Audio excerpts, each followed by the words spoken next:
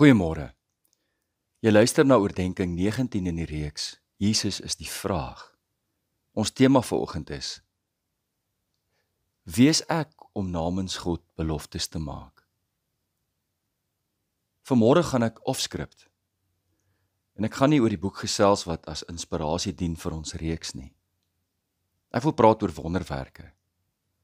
In die lig van die vorige 2 oggende se oordenkings, naamlik Jesus se wonderwerke, dink ons in die besonder saam oor Jesus se wondergenesings. Die rede waarom ek vanmôre hieroor wil praat, is omdat dit die afgelope week verskeie kere na vore gekom het in gesprekke. Kom ek verduidelik. In 'n gesprek met 'n familie waar 'n geliefde kanker het, en na verskeie behandelings, geliefde se gebede en smekinge, het die kanker nou versprei en is daar menslik gesproke nie meer iets wat die dokters kan doen nie. Hoekom genees die Here nie ons geliefde nie? Hoekom hoor die Here nie ons gebede nie? Ek gesels met 'n kosbare vriendin wat nie kan swanger raak nie, wie sy familielid vir haar sê, te midde van haar geweldige emosionele pyn en worsteling, dat sy generasiebande moet breek waarmee die Satan hou vas oor haar het. Voor dit gebeur sal sy nie 'n wonderwerk ervaar nie. Dis blykbaar 'n boodskap wat die Heilige Gees vir haar openbaar het.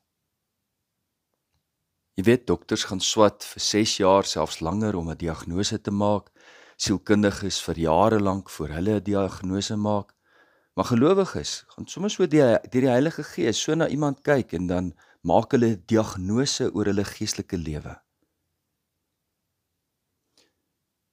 Gister vertel iemand my van haar vriendin wat al 'n geruime tyd lank aan kanker ly. Ook te midde van die behandeling het die kanker nie genees nie.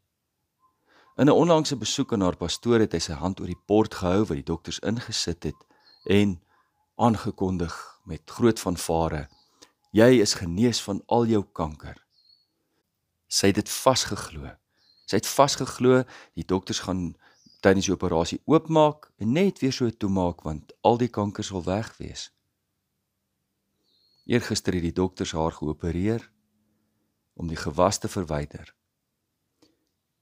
Toe hulle oopgesny het, het hulle alles net so toegelaat, want haar liggaam is deurtrek met kanker.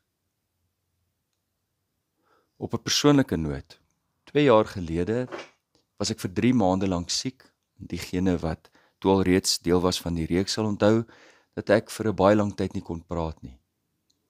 'n Familielid van my het daarop aangedring om vir my te kom bid. Nadat hy baie lank aan dwelms verslaaf was, het hy tot bekering gekom. En kort het hy, te midde van sy nuutgevonde geloof, video's aangestuur van hoe hulle op straat loop en vir mense vra of hulle pyn of skete het, dan bid hulle vir die mense en vra dan onmiddellik: "Is die pyn weg? Voel jy beter?" Ek het na die video's gekyk en soms gesien hoe mense versla en net sê: "Ja, ek is beter." En daar op die video is die bewys van hulle wonderwerke. Ek het hom vir 2 maande lank vermy, want ek het nie lus gehad om deel te wees van sy demonstratiewe projek nie. Uiteindelik ry ons verby mekaar in die straat en ry so 'n bietjie stadiger net om te groet. En net daar in die straat het hy gestop en daarop aangedring om kragtig die siekte in my liggaam te beveel om te wyk en dat my stem dadelik sal genees. So het hy sy hand op my skouer en beveel in die geloof dat die siekte moet wyk en dat my stem onmiddellik moet genees. Toe hy amen sê, vra hy: "Kan jy praat?" En ek het hom soos 'n gans geantwoord. Ek vermoed ek weet wat hy gedink het toe hy daar wegry. Onthou julle die sirkus waarin TB Joshua se $1 biljoen wonderwerkskema ontaard het? Miskien vra jy vanoggend: glo ek dan nie in wonderwerke nie? Ek glo in wonderwerke. Ek glo beslis in wonderwerke. Ek glo net nie in wonderwerke roadshows nie. En ek vertrou nie instansies en persone wat op groot baniere uitbasyn kom sien en ervaar die wonderwerke nie. Waarom nie? Want Jesus het dit nie gedoen nie. Ja, Jesus het bekend geword as die kragtige wonderwerker. Maar Jesus het nooit daarmee te koop geloop nie. Jesus het nooit spreekwoordelik baniere opgesit en gesê, kom kyk na die wonderwerke sodat julle kan glo nie. Inteendeel, Jesus het vir baie mense wat hy genees het gesê, gaan nou en gaan vertel vir niemand dit nie. Die evangelieskrywers bevestig almal dat Jesus kragtige wonderwerke gedoen het, as tekens van die koms van die koninkryk van God. Hulle bevestig Jesus se mag oor siekte, bose magte, die natuur en die dood. Markus beklemtoon Jesus se mag en gesag, wonderwerke openbaar en bevestig hom as Jesus Christus, die Seun van God. Matteus plaas Jesus se wonderwerke binne die raamwerk van profesievervulling. Jesus doen wonderwerke as die beloofde Messias, wat God bevestig het deur die profete sou kom. Lukas sien Jesus se wondergenesings as God se barmhartige redding. Die koninkryk kom na die armes, uitgeworpenes en siekes. Johannes gebruik eerder die woord teken as wonderwerk, waarvan daar 7 hooftekens is. Wonderwerke is tekens wat Jesus se identiteit openbaar, sodat mense kan glo dat hy die Christus is. Johannes vra die belangrike vraag: sal jy glo, selfs al het jy nie gesien nie? In Handelinge sien ons dat die apostels in die vroeë kerk se boodskap na alle nasies toe bevestig word deur wonderwerke. Wonderwerke bevestig dat God se koninkryk uitbrei na buite Israel. Verrassend genoeg is wonderwerke in die briewe van Paulus minder prominent. Paulus verwys daarna, maar as deel van die breër werking van die Heilige Gees.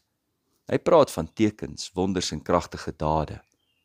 Maar vir Paulus is die kruis van Christus die sentrale teken van God se mag, nie wonderwerke nie. Daar vind ons die wonderwerk, hoofletter, van alle wonderwerke. In Hebreërs 2 vers 3 tot 4 lees ons, hierdie verlossing is eers deur die Here verkondig en daarna aan ons bevestig deur hulle wat dit gehoor het, terwyl God dit verder bevestig het deur tekens en wonders en allerhande kragtige dade en deur gawes van die Heilige Gees wat uitgedeel is soos hy dit goed gevind het. Die Hebreërbrief is hier aan die einde van die 1ste eeu geskryf en die grootste klem lê juis op die opbou van die liggaam van Christus deur al die gawes van die Heilige Gees. By die vroeë kerkvaders, en nou beweeg ons na die jaar 100 na Christus verder, word wondertekens en wonderwerke erken as historiese werklikhede, maar hulle skryf dat dit nie meer algemeen gebeur nie. Ignatius byvoorbeeld sien die ware wonderwerk van God in die eenheid van die kerk en die getuienis wat hulle vervolging tot gevolg het. Geloof, gehoorsaam en martelaarskap is die belangrikste getuienis in hierdie tyd. Die meeste van die tyd gebeur wonderwerke nie wanneer die vroeë Christene vervolg word nie. Nie wonderwerke soos ons dit wou sien gebeur nie. Irenaeus skryf dat wonderwerke uitsonderlik is, nie algemeen nie. Augustinus, sekerlik die bekendste van die kerkvaders, skryf teen laat 300 dat wonderwerke opgehou het, maar in 'n latere geskrif dat dit nog gebeur, maar besonder skaars is. In die teologiese werke van die 4de en 5de eeu is wonderwerke gesien as noodsaaklik vir die geboorte van geloof, met ander woorde, die geboorte van die kerk, maar nie vir die volwasse lewe van die kerk nie. Die ware wonderwerk van God is die transformasie van die hart, dat ons liefde groei en geheilig word, en die vrede van Christus wat alle verstand te bowe gaan. Wonderwerke deur die vroeë kerk heen gebeur nie left, right en center nie. Geliefdes, pas op vir die entitled wonderwerkers.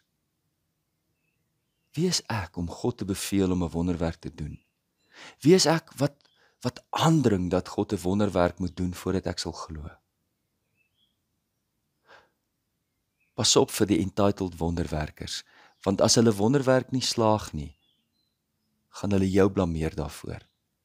Jou geloof is nie sterk genoeg nie. Jy het sonde gedoen. Daar is 'n vloek op jou bloedlyn. Jou gebedskamer is nie reg nie, of wat ook al. Kom ek vertel jou van 'n wonderwerk wat ek hierdie week beleef het. Ek stap maandag laatmiddag in by die geliefde mens na wie ek heel eers verwys het, wat maande lank teen kanker veg. Sy is deur diep waters. Ons almal het gebid vir 'n wonderwerk. Nederig vir God gevra, dat as dit sy wil is, dat hy haar sal genees. haar man en haar kinders, die meeste van almal. Maandagmôre het die dokters vir haar gesê, daar is nou niks meer wat hulle vir haar kan doen nie.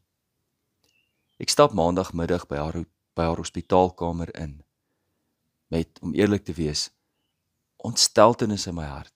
Ek is hartseer daaroor, maar gaan dit mos nou nie op my gesig wys nie. Ek stap by haar hospitaalkamer in en ek weet nie wat ek gaan verwag nie, maar ek vermoed dit gaan, 'n gedempte gesprek wees. Hoe sou ek reageer het? Ek stap by die saal in, na haar kamer, sy is in 'n alleenkamer, en daar begroet 'n opgehelderde en vrolike gesig my, dieselfde een wat ek vir 2 dekades lank ken. Sy straal, haar glimlag strek van oor tot oor. Haar liggaam is maar en uitgeteer, maar haar glimlag mooier as ooit. As jy daar aankom en nie weet van die slegte nuus nie, sal jy dit nooit raai nie. In die gesprek vertel sy hoe dankbaar sy is dat die Here haar so lank gespaar het, dat sy haar kinders kon grootmaak tot hier. Sy merk op, dat as die Here haar gesond maak en nog 'n tyd lank laat leef, sal sy dankbaar wees. Maar sy is dankbaar en sy is reg om te gaan. Ek glo in wonderwerke. Maar ek glo in wonderwerke in die volle spektrum van die Heilige Gees se inspirasie en krag en wondere. Vir my is die grootste wonderwerk dat Christus vir my gesterf het en dat hy opgewek is op die 3de dag. Ek glo nie sodat God vir my wonderwerke moet doen om homself aan my te moet bewys of aan enigiemand anders nie. Sommige beskuldig ons dat ons geloof nie groot genoeg is nie. Daarom dat ons nie so fanaties aandring op wonderwerke nie. Maar ek sien dit andersom. Ek glo, nie eers wanneer ek 'n wonderwerk beleef het nie. Ek glo omdat die grootste wonder steeds van krag is. Jesus leef en ons met hom. Ek sal altyd bly bid vir 'n wondergenesing. Mag God dit vir my en vir jou en vir ons almal gee. Maar my geloof maak ook ruimte daarvoor dat dit nie altyd gebeur nie. Nie soos ons dit wil hê nie. En daarmee vertrou ek God ook. En daarmee maak ons ruimte om diegene vir wie 'n wonderwerk nie gebeur nie nog verder te verwond en te verkleineer nie.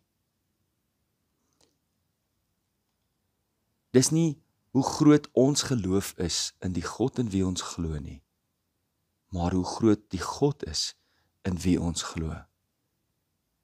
En daarby glo ons, of 'n wonderwerk nou gebeur, soos ons dit verwag of nie. Want die wonder van God se grootheid is van krag elke dag in my lewe. Kom ons bid saam. Hemelvader, ons dank U vir die grootste wonderwerk wat U aan ons bewys het. Jesus leef en ons met hom.